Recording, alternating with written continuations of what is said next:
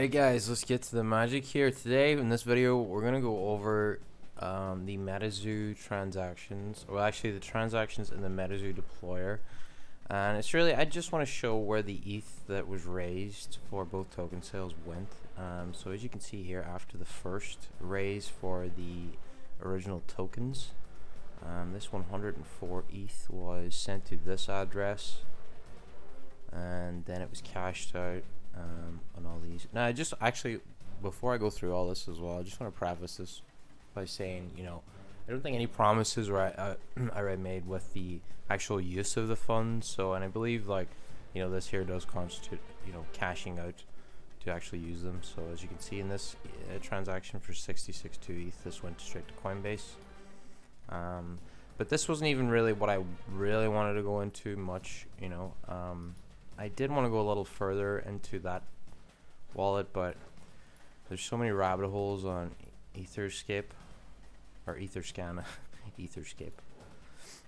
But I really just kind of wanted to show off these transactions, really, right after the PFP raise. So this 120 ETH went to Steve Aoki, I believe. And this is his, I believe this is his wallet, because as you can see here, 19 days ago, Steve Aoki, his public branded wallet, sent almost 300 USDC to this wallet here.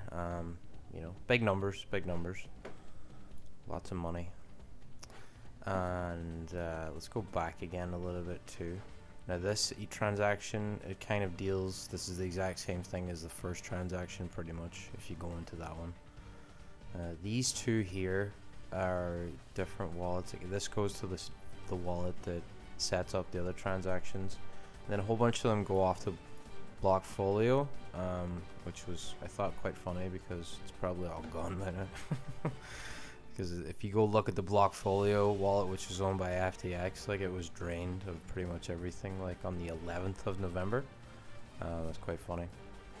But yeah, also 324 days ago, Steve Aoki also got another 89 ETH. So that's at least 200 ETH that Steve Aoki's been given from this project, from the Metazoo NFT project. So yeah, so that's just probably, what's that, 209 Ethereum.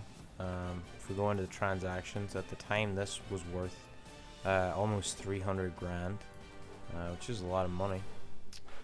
And if we look at this transaction, this one here was worth at least, so this was only worth 197 on the day of transaction. Still quite a bit, But I also found a very interesting video that I wanted to show off, and I'll just do that in a sec here.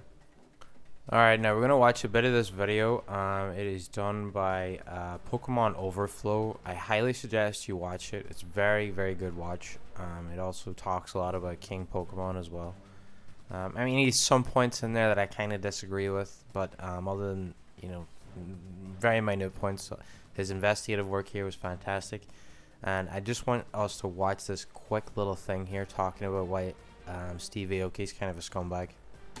While Steve Aoki receives the funds to retain 4 employees, and all 4 employees are Steve Aoki. Now, I find it suspicious that Steve Aoki, who supposedly has a net worth of $120 million, would need to dip into pandemic relief funds from the federal government, especially when he spent $170,000 that same year on a PSA 10 first edition Charizard that he bought from Gary Hayes. So yeah, and I'll even scroll back a little bit here and we'll see. He supposedly has received $71,000 from the U.S. government already for this, COVID relief money and he is the person who's getting he's all 4 of the people. So yeah. I'm literally just reporting it. I'm not even going to really comment on it, but I'll leave that up to you guys. Tell me in the comments, what do you think of this? Is this guy, you tell me what you think of him. Anyways, peace out.